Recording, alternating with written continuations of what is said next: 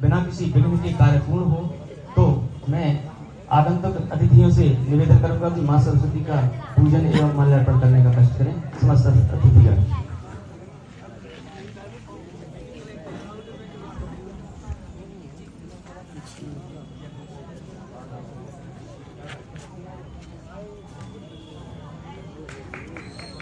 अरे अरे अरे अरे अरे देखो तो अबे थोड़ी अब बजाओ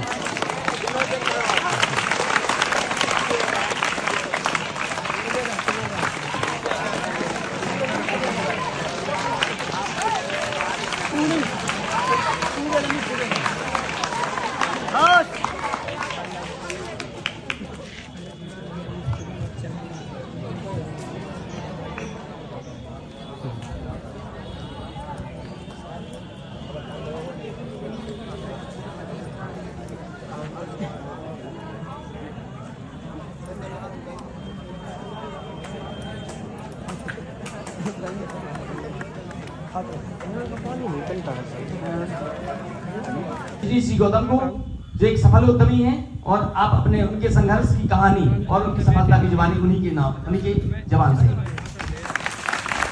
आदरणीय अतिथिगण व शिक्षकगण, मेरा नाम रजनीश गौतम है। मैं यहीं खरगापुर का हूँ और मैंने इसी स्कूल से 12वीं की है। दूसरा, जब मैं इस स्कूल में पढ़ता था तो मुझे एक बिजनेस करने का अलग से जुनून था। तो आप लोगों के साथ जैसे हमारे दोस्तों को हम बेचते थे, जैसे टॉफी वगैरह है तो हम टॉफी रख के वो बेचते थे उनको। एक टॉफी का पैकेट ले लिया बिना अपने पापा मम्मी के बताए, तो भाई क्या ये टॉफी बेच रहे हो? कहीं ना कहीं से एक अंदर से एक चिंगारी जल रही थी वो बिजनेस की। बल्कि हमारे खानदान में किसी ने बिजनेस नहीं किया, मेरे परिवार में किसी ने भी बिजनेस नहीं किया।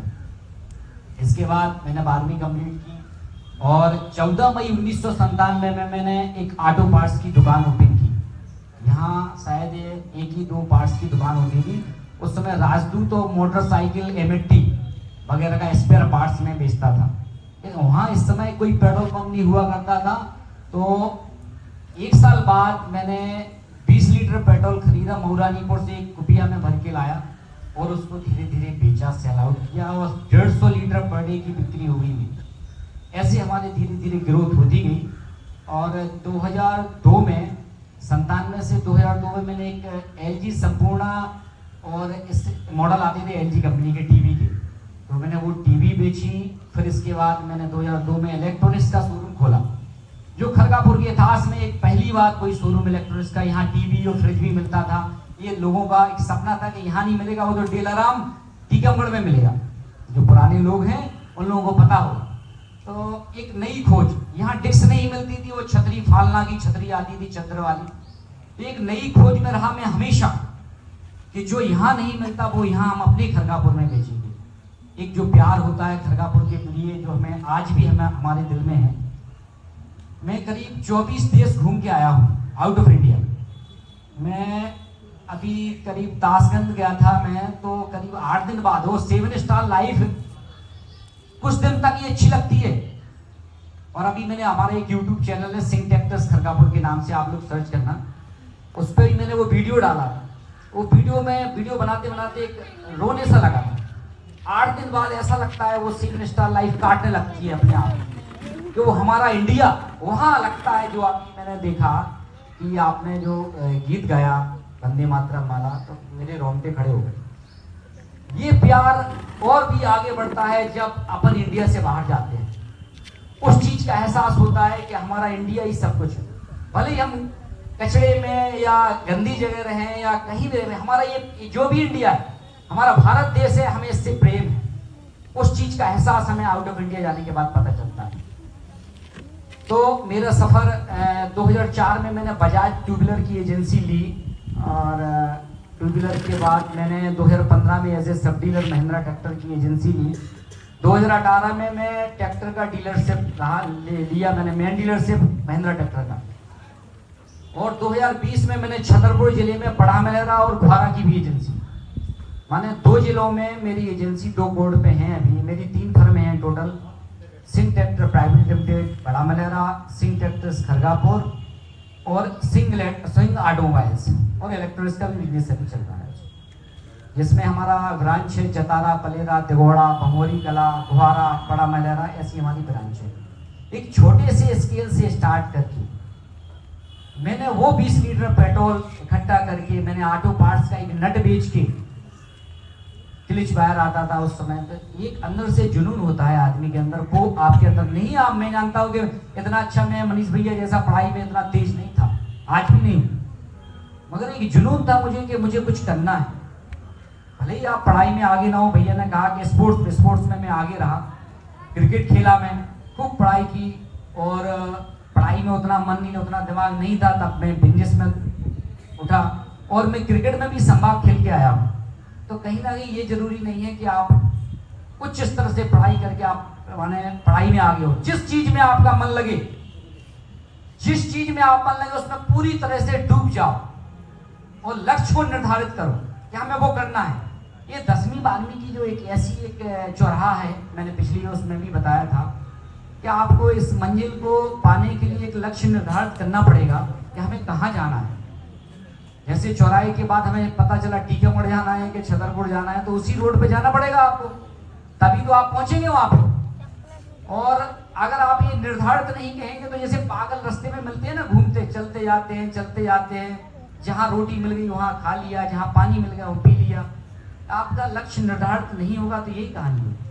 परसों में अपने शोरूम के बाहर खड़ा था शाम को, तो छोटे छोटे से बच्चे थे, माने करीब 12 साल के बच्चे होंगे, 2 बच्चे थे, तो पैसे एक दूसरे से इकट्ठा कर रहे थे। मेरा ध्यान उस साइड नहीं गया, तो मेरा एक मनोज है, 20 साल पुराना है, वर्कर है, तो उसने कहा देखो दाऊ जरा उस साइड देखो, ये लोग सामने हमारे दारू की दुकान है शोरूम के सामने।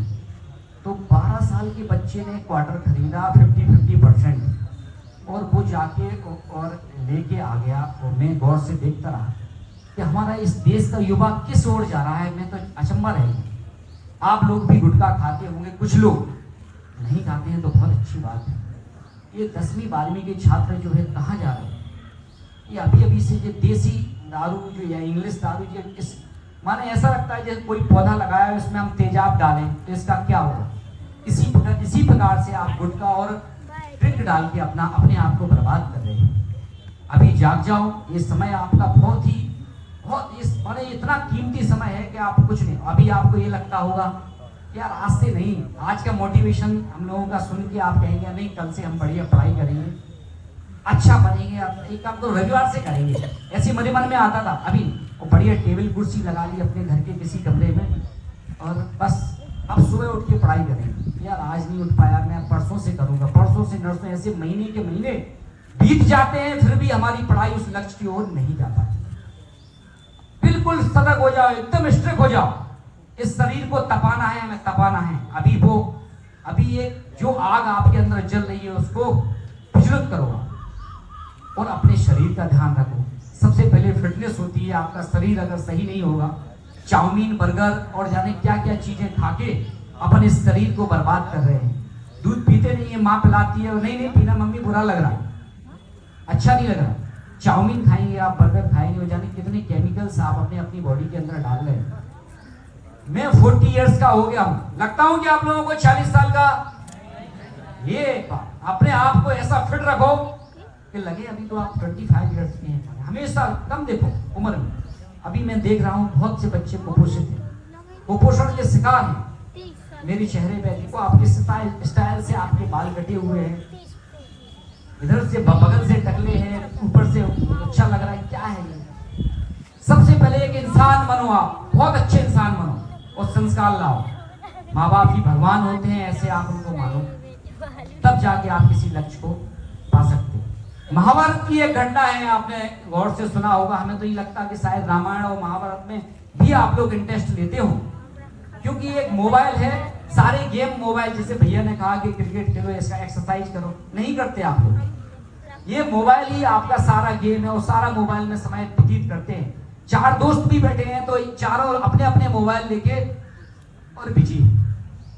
हम लोग फिटनेस में विशेष ध्यान रखते थे, खूब दौड़ते थे, 100 मीटर 200 मीटर दौड़ने में मैं संभाग नेशनल MP तक गया। मैं खूब मैंने मेहनत की। तो अभी जाग जाओ, अभी समय है ऐसा कि इस लक्ष्य को पाने की। हाँ, मैंने बता रहा था कि महाभारत की एक घटना है, जब दुर्योधन और दुशासन और युधिष्ठिर और अर्जुन से कहा गया कि तुम्हें क्या दिख रहा है उस पेड़ के पास, तो किसी ने कहा मुझे डाल दिख रही है, किसी ने कहा तोता दिख रहा है, किसी ने कहा। जब अर्जुन से पूछा गया तो अर्जुन ने बताया गुरुजी मुझे सिर्फ तोते की आंख दिख रही है। उस लक्ष्य को तय करो आप। मैं बार बार रिपीट करता हूं इस बात को कि जब तक आपका लक्ष्य निर्धारित नहीं होगा आप उस मंजिल तक पहुंच ही नहीं पाएंगे। आपको मंजिल तक पहुंचने के लिए उस लक्ष्य को निर्धारित करना पड़ेगा अभी से। और निवेदन है आपसे, इस मोबाइल की दुनिया से, इस चाउमीन बर्गर की दुनिया से दूर आए। अभी ये कुछ देखा मैंने कि बॉयफ्रेंड और गर्लफ्रेंड बनाने का जुनून भी सवार है लोगों को। आप लोगों के चेहरों पे मुस्की देख रहा हूं कि निश्चित ही आप इस चीज का एहसास है। इस दुनिया से बाहर आ जाओ दोस्तों, क्योंकि अगर आपने अभी मेहनत कर ली तो सारी जिंदगी आपको सुख का अनुभव करना पड़ेगा।